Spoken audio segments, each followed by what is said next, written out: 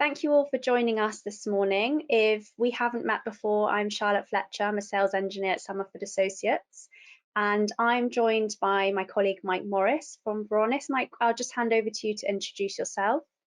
Hi everybody, I'm Mike Morris. I'm actually the head of public sector at Varonis, but I have a particular fondness for higher education. I worked as in the higher education team as a business development manager for Microsoft for 6 years, and also for Dell and EMC and Adobe at different times. So 20 years plus working with higher education. If any of you recognize me, well done, because I'm a lot older than I was. But please feel free to reach out and say hi later. Thanks, Mike. So today, hopefully you're all in the right place. We're going to be looking at how Varonis can support and protect you from a ransomware attack. We will have a prize draw at the end to win a gift card, so stay tuned as Mike will be announcing a winner at the end. Ransomware, as I'm sure, unless you've been living under a rock recently, is an extremely topical subject at the moment, especially within the education sector. So we're all seeing a big increase in this area. And of course, it's making institutions like yourselves feel quite uneasy. The damage and connotations of a ransomware attack can be huge and very devastating to an organization, which ultimately we want to avoid and be able to maintain an enhanced security environment.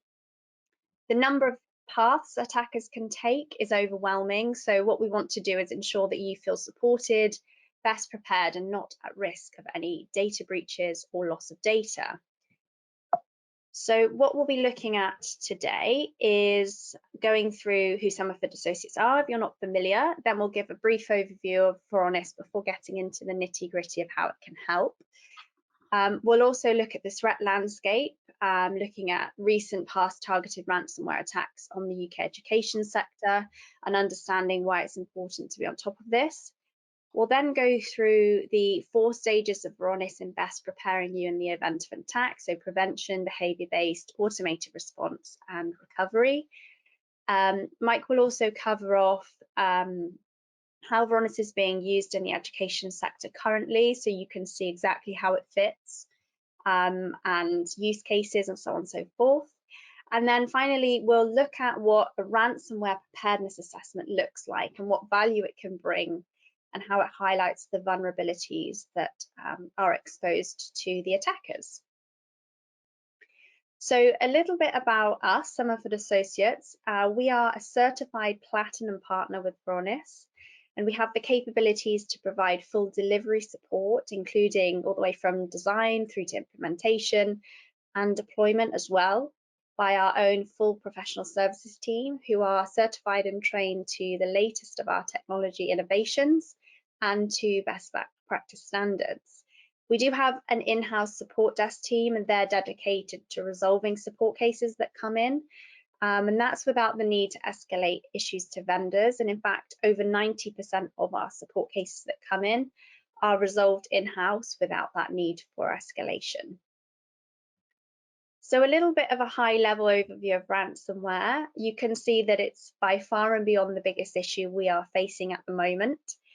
Nearly half of cybercriminals last year in 2020 were ransomware, and the average amounts of money that are being demanded are really rather awakening. It's not something we want to be faced with, really.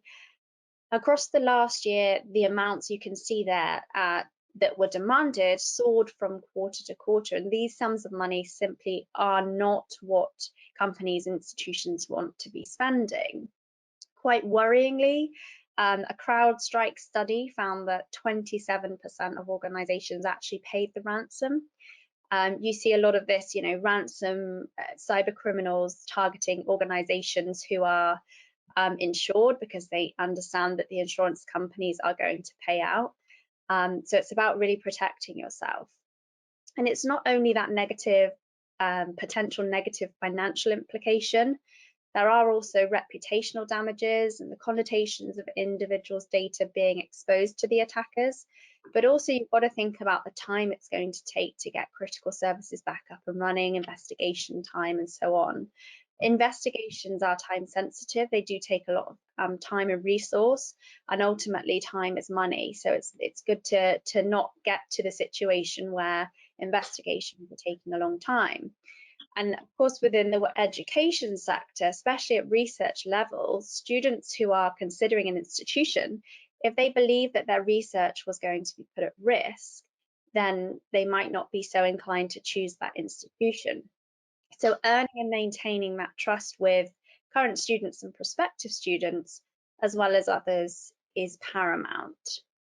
Okay, so I'm going to hand over quickly to Mike to go over what's going on in the education sector with Varonis currently. Thanks, Charlotte. To Charlotte's last slide, one point I would make is that we're talking with a large university with a well-publicized breach in relatively recent times, which they've talked about many times, and well done them for being brave about the situation. But just to let you know that they were insured, but they managed to get back less than half of the cost. So insurance is not really an effective method of coming out cost neutral with regards to the total cost of a breach, just to let you know. So you may or may not have heard of Varonis. We are the largest provider of data, unstructured data protection, management and prevention, including permissions and all of the things that I will talk about in a moment. This slide is just to let you know that both in the UK and around the world, we do have a decent amount of higher education customers. This is just a selection. So we have a proven track record of delivering value to your sector. Next slide, please, Charlotte.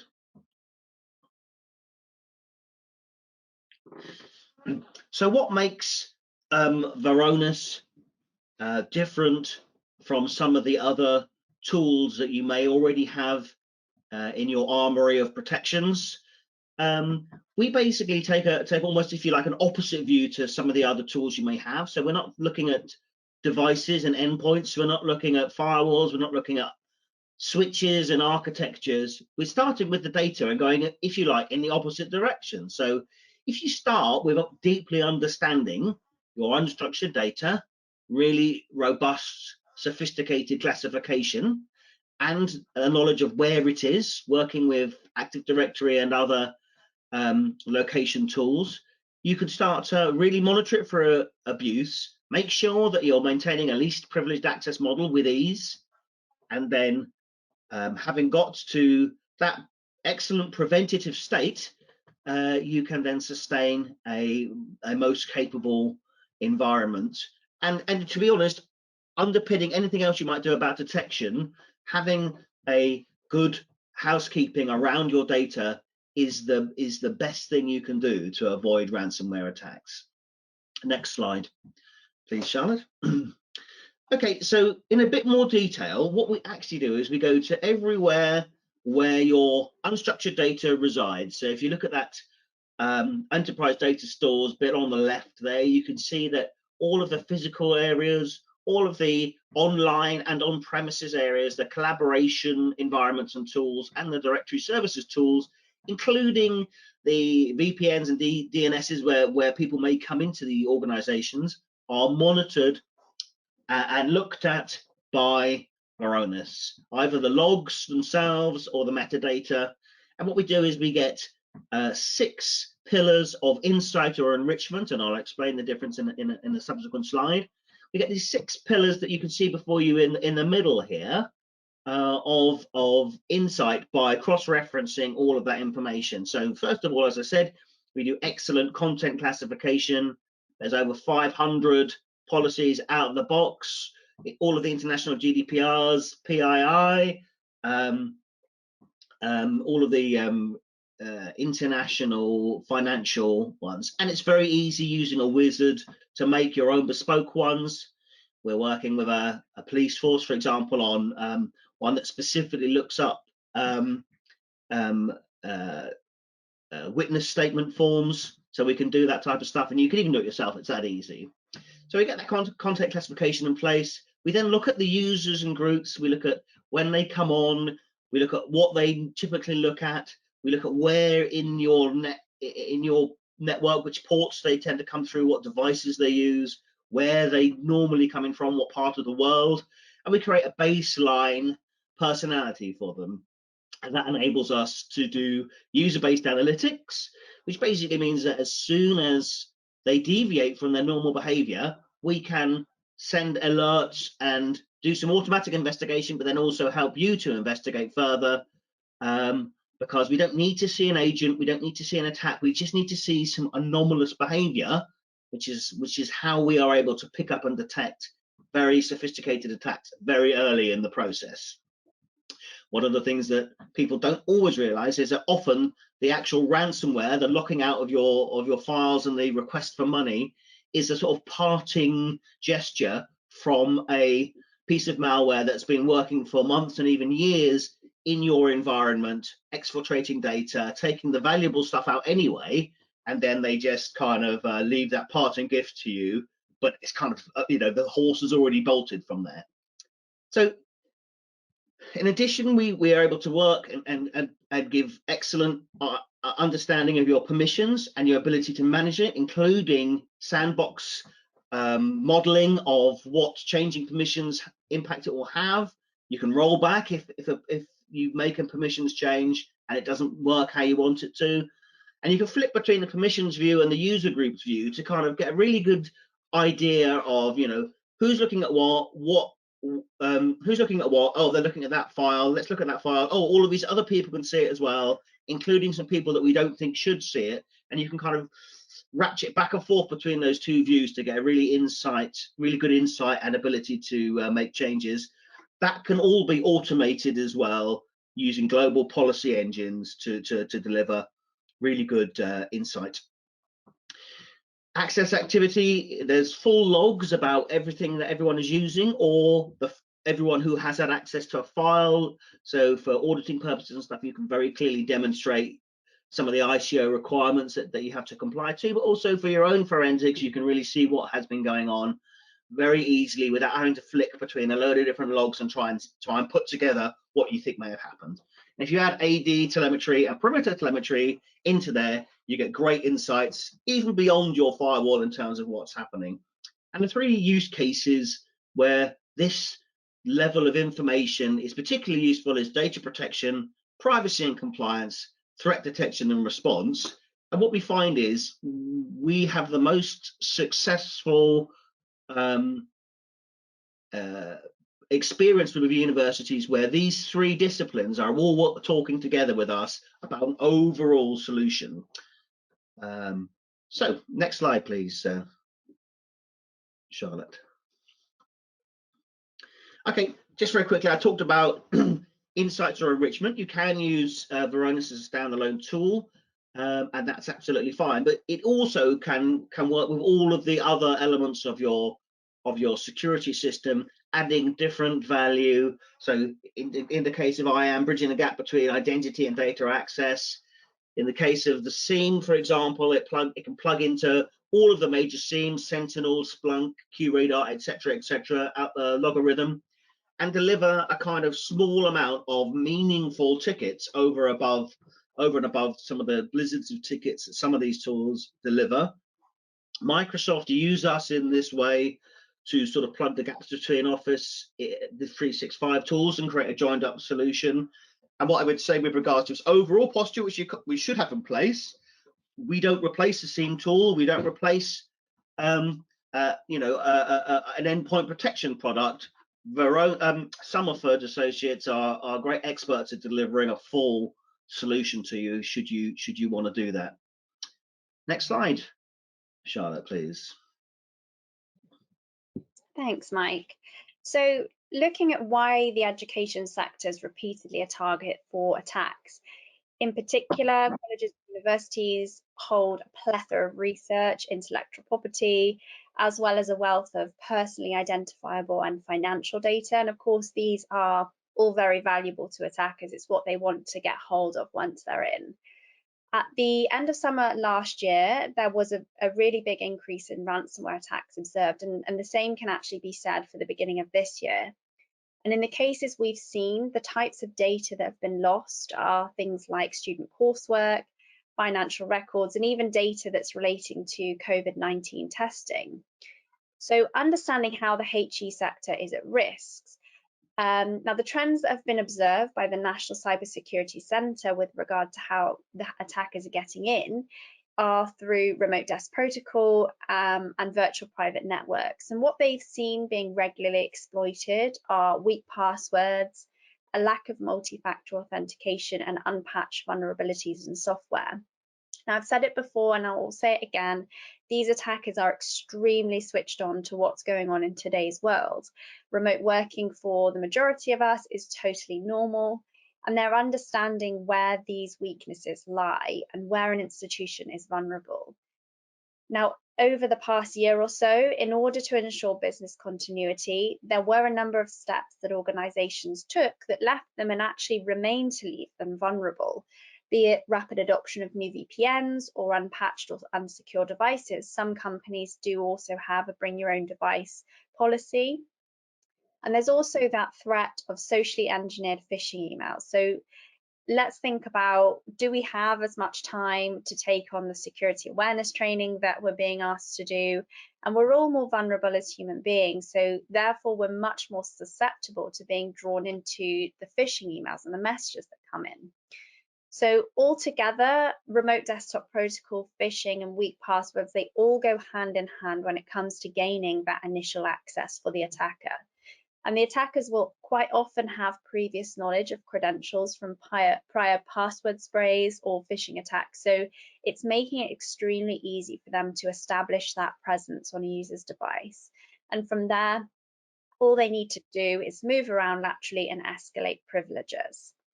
And I recently read that half of the malware attack from Q1 this year, malware traffic, from Q1 this year, was observed by Sophos to be TLS encrypted. So it's actually hiding inside legitimate requests to legitimate services. And TLS, for those who don't know, is the successor to SSL, Secure Sockets Layer. So I'm just going to hand over to Mike, who's going to talk a little bit about how Varonis is being used specifically within the education sector at the moment. Thanks, Charlotte. So we are talking about the threat alert, detecting and prevention side of things here in the main on this call, and we're certainly used in that way. We have a capability called Data Alert, which uses the user-based analytics to give you very minimal tickets and can give you alarms based on deviations from normal behavior, which is why we're able to detect things that are not otherwise hidden, and we are able to detect things very early, usually hours or days before the more traditional tools, although they still do have a place in your armory. Permissions and access management is really difficult, particularly where you've got large and dynamic environments, lots of students, people changing departments, etc.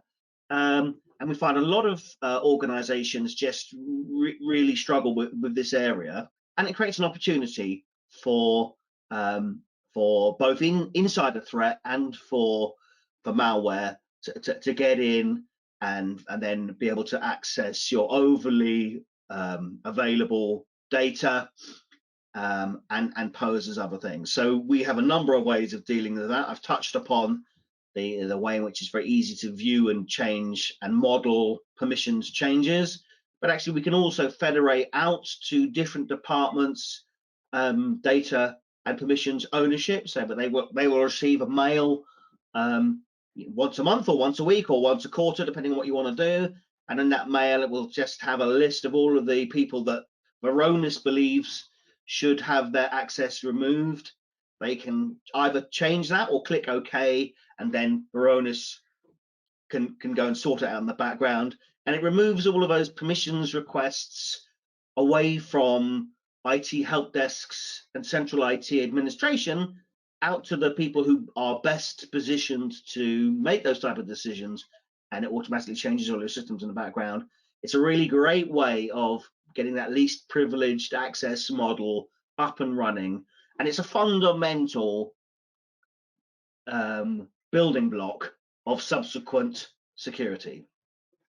Data classification and labeling. I'm talking to, I would say, 7 universities about projects to try and push AIP, Microsoft labeling in Office 365 out to the users to try and get them to manually start doing their own label policy. Now, I absolutely understand why these projects are being attempted, and any improvement is an improvement. But actually, we can plug into AIP. We have our own labeling capability as well, but we can plug into AIP and deliver automatic persistent labeling so that actually everyone will go in and see that their data is labeled for the appropriate sensitivity, etc. And we can also go in as a part of that and make sure that any sensitive data is quarantined, put in the right place, with a message to the users to say where it has gone, or a link linking them through to it, or indeed a message telling them they shouldn't have access to it and they can't see that data anymore. So there's a number of ways where we expose, automatically deliver a kind of awareness of data protection to all of the staff, and bring that cultural change, which is really hard to affect in a quick and 100% assured way in any other way. Other things we're seeing, cloud migrations. Because we can go in and determine things like which data is stale and not sensitive, which individual files within your reams or terabytes of stale, not sensitive data, where are the few small nuggets that need to be looked after according to archival policies, etc. We can help you identify those files, create policies for moving them into the right mediums for longer term storage with the deletion policies in place, and then you can delete off all of the other information. So I worked with, actually, it was a police force, not a university, but out of 20 terabytes of stale data that they had in there on their on-premises file stores and in their backups, etc. We found that 18 terabytes was completely stale and non-sensitive, and there was 21 gigabytes of stale files, which was still, tens of thousands of files. We located those, got them off into, I think it was tape, and they were able to delete 18 terabytes, which made their cloud migration a lot safer, a lot simpler, and then the environment they moved into a lot cheaper and cleaner to run. And as I said earlier, the Office 365 tools are great as far as they go, but they do provide a kind of manual experience. And if you're trying to work at scale, having to flick between multiple tools to look at and interpret your whole environment can start to become counterproductive. And you certainly can't deliver a really high level of assurance that you've got everything. So Microsoft themselves use Varonis to get a central dashboard where they can see everything, get those automatic alerts, and get some of that automatic progress around permissions management, around labeling, etc. And I think that's a good endorsement of how you might want to use Varonis alongside Office 365 to really get a good experience in your environment. Next slide, please, Charlotte. So we have a number of things we can do to help you during an attack, before an attack, the first one, the data risk assessment. You don't have to be a customer to have this. So customers do have them all the time to check out new capabilities, but actually we're running at the moment in higher education in the UK 7 data risk assessments with universities who just want to see what they've got in their historical filers, or they're preparing for Office 365 migrations, and they just want to get a really good view of what's going on to determine their future spend strategies and the urgency of the need to make differences. So that's available to everyone. I think Charlotte might be talking about that later. I would advise anyone who hasn't isn't doing a data risk assessment to discuss with Somerford about doing that.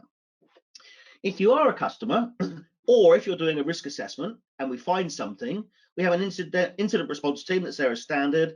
These people will go in and help you to identify and repel and minimize the damage of any type of attack. So if you've got a data risk assessment, it'll be a subset of your overall environment. But if we find there's an attack underway during that time, the incident response team won't just look in the Varonis environment, it'll look across your whole estate and help you to fix that problem. We do purple team simulations. These are a blend of a red team and a blue team simulation, surprise, surprise. But they do give you a really good report about vulnerabilities in your current setup based on a benign virus that we put through to test what you've got in place. And then just to say that once you've got Varonis in place, you have somebody helping you with education, training, doing different tasks, so that you're not left to try and work out how you get the value back. We do support you all the way through. Okay, thanks, Charlotte. Thanks, Mike. So I'm just going to go over what the steps look like that you should be taking or looking to take to either prevent these attacks, or if the worst is to happen, then to mitigate the scope of the attack and its repercussions. So the first point here is prevention. So Mike has talked a little bit about discovering, classifying and labeling your sensitive information. And what we can see here is Varonis's ability to highlight what folders and files are sensitive with open access. And not only that, but it's classified that data. So you can see classification results there. So you've got PCI data, and it labels it, for example, American Express, as well as, PHI data, lots of different types of data, depending on those rules that you have enabled. And ultimately, we do want to prevent these ransomware attacks. So this would be the first step in helping you maintain control over this. And after you've understood what type of data and how much of that data you have, be it GDPR, other types of regulated data, or even commercially sensitive data, I'm sure a lot of you hold a lot of intellectual property. You then also can have the visibility over who has access to that data. And one of the biggest concerns we hear when we talk to organizations is overexposed data. So the more data that you have that's overexposed, the larger your attack surface is, and that's what the attackers are going after. So the higher your risk is ultimately. And if attackers are successfully getting in, that amount of data that is exposed to them due to excessive open access being configured, it's a lot greater. So through classifying that data, you're understanding what types of data you hold within the environment, and therefore what risks might arise from it, and how you want to move forward in protecting it and remediating these configurations. And when looking to protect that data and lock it down, another issue organizations would face is then being able to remediate that excessive access to a least privilege model without having those negative implications. So users who genuinely need access to that data losing access, or maybe applications breaking. Again, Mike mentioned it briefly, but what Varonis will allow you to do is simulate this remediation within a sandbox environment. So it will know who has accessed this data, and this is all based on and worked on through user behavior analytics, and it will understand who the data owner is and then lock it down so that that data is only accessible to the right users. And then what you're doing here is bringing that threat surface down, really reducing it, because you're reducing that access and therefore the files that are open to attackers should they successfully get in. The next point is looking at behavior-based, so again, that user behavior analytics, and looking at out-of-the-box threat models that continually learn and adapt to behaviors specific to your organization. So Varonis is able to detect ransomware and block it before it becomes too damaging. And these are based on those threat models and that abnormal behavior, and it's killing the session and shutting it down. And And what you then see in this instance is a much smaller number of files having been accessed and really bringing that exposure down and mitigating the scope of the attack. And I'm sure you'll all agree, but being able to detect that threat early on in the kill chain is such a huge bonus.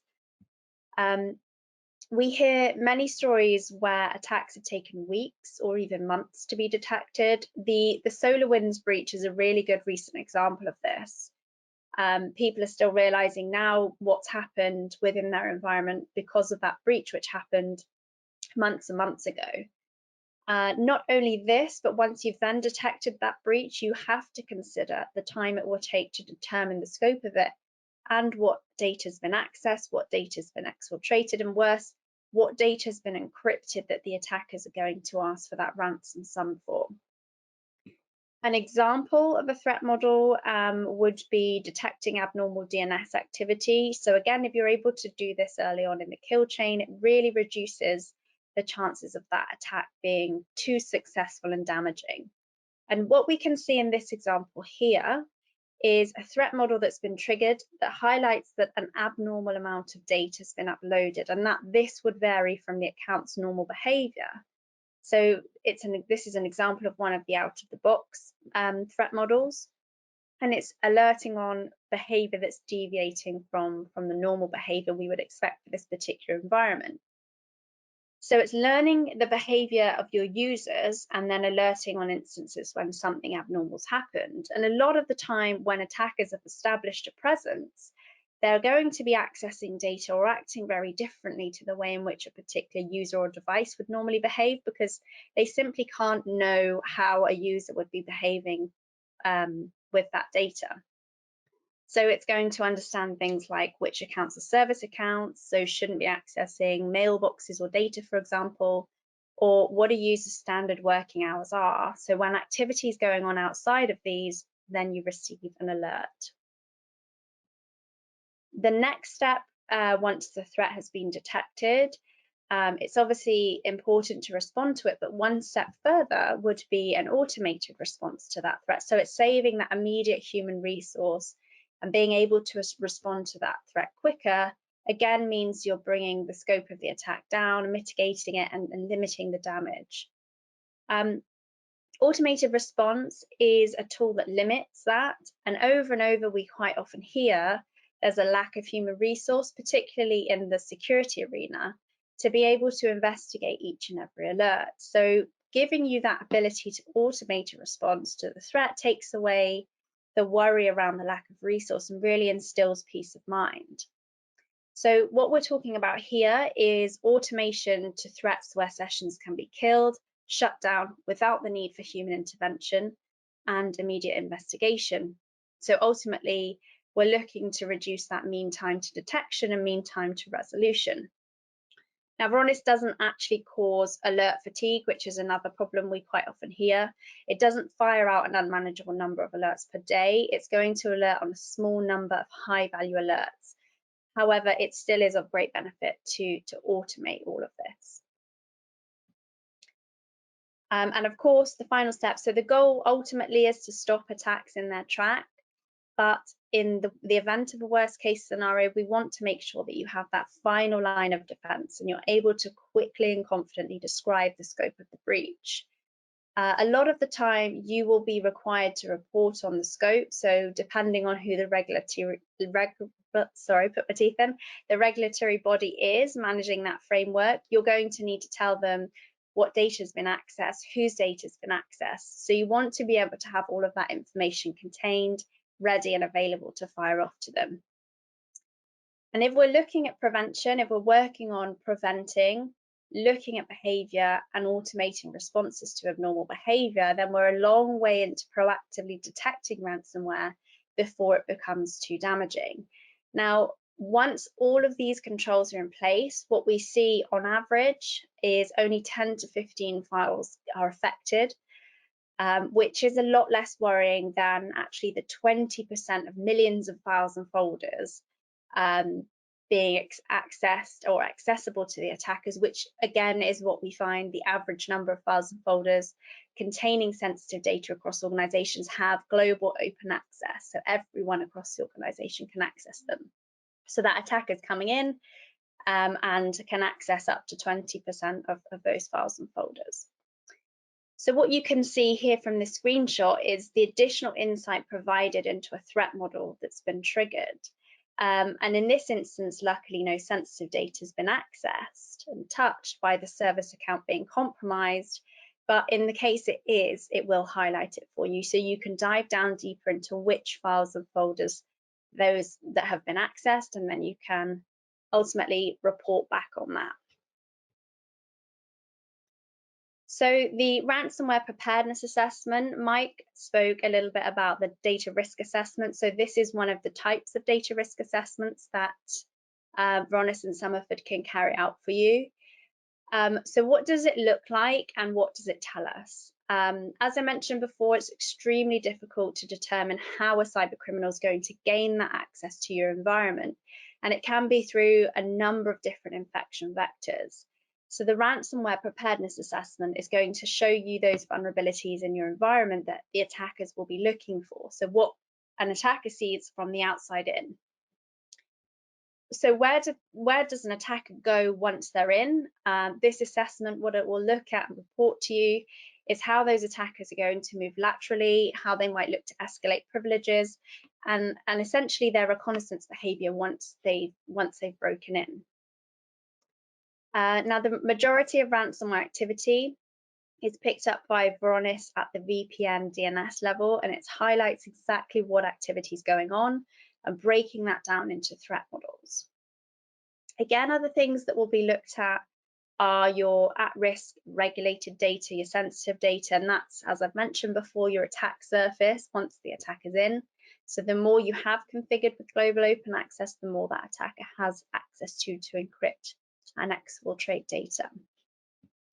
Active Directory vulnerabilities is another one. So what it's going to be looking for are things like accounts with no password policy, or where passwords don't expire, groups and users with removal recommendations, or maybe enabled but stale users. All of these are quite risky things. Now that last one, enabled but stale users, is an example of where Varonis shines in supporting any of these user accounts that get hacked. So if that user has been inactive for a period of time and all of a sudden that same user starts accessing data that they've not accessed before, or accessing the account via a device that's not been used before, then this is going to trigger the alert and can automate killing the session and shutting it down. So the earlier on in that kill chain that you're detecting, the more you're able to mitigate the scope of the attack. Now, vulnerabilities in your AD are risky. If an attacker establishes a presence, this is where they're going to go first to escalate their privileges and give themselves the right they need to go after what they want, which ultimately is the data. So you can see here, there are some snippets from the ransomware report. So you can see the type of information that's included. So you've got threat models that were triggered, including abnormal service behavior, so accessing atypical files containing GDPR data. So this could be a sure sign of a ransomware attack. And it's an example of where Varonis has picked up that behavior that is deviating from the norm, and perhaps a service account has accessed data that we wouldn't expect from this type of account, or that a user's access data that, based on their behavior analytics and how they usually behave around data, we wouldn't expect them to. So it's using UBA to understand what's normal and alerting when that abnormal happens, but then also giving you the ability to drill down and see exactly what's been accessed. And in the case of the attacker establishing a presence, what you would want to be able to do is shut that session down as soon as possible. And then also you can see sort of in the bottom right-hand corners of each of the pages, the report recommended actions to take based on the findings. Now, the ransomware preparedness assessment is an entirely free assessment tool and only takes up to 90 minutes of your time to set up. And it can be run over a period of up to 30 days. And then at the end of those 30 days, we then present the results back to you. So I like to think of it as a demonstration of Varonis, but on your own environment and the data that you're familiar with. There is a link on the left-hand side of this slide. You will all receive the slide packs after this, so you can either use that link to register for a risk assessment, but do also feel free to drop us an email. The email's on the next slide as well. But with regards to the data risk assessment or the ransomware preparedness assessment, Mike did mention purple teaming, and it's worth noting that when you're carrying out the assessment, layering this with the purple team exercise is really going to show where those gaps lie. So it's combining the focused penetration testing of red teaming with the training and education for the blue team. So it's looking to improve incident response procedures, but in other words, it's testing your ability to cope with an ethical hack that simulates a real world attack and then coaches you on how to improve from that. And just to add, Sure. on that point, if you are undergoing any type of process-free service from Varonis, and we find something actually going on, the incident response team will immediately start to fix the problem, protect you, and repel the attack. And that's all just part of the service, whether or not you are a customer of ours in general. So, yeah. Thanks, Mike. So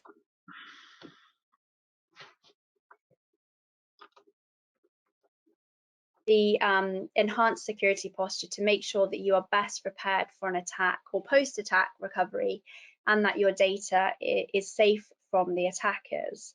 So very quickly, I'll have a look to see if any questions came through. So no questions, but if you do have any questions, do feel free to drop them in, or you can drop them via the email marketing@somerfordassociates.com. If you have any after today, maybe you go away and have a chat with some colleagues and think of some questions, please do send them through. So I'll pass over to Mike. So Mike's going to present back and let you know who is the winner of the gift card this morning. So one slight flaw with that approach, Charlotte, is that I can't actually see anybody on the call because they're all going through to your organizer account. Okay, let's So you'll have to use some random process for choosing one. That's fine. Okay, so winner this morning is Jason Spawn. So Jason will email over your gift card later on today for you.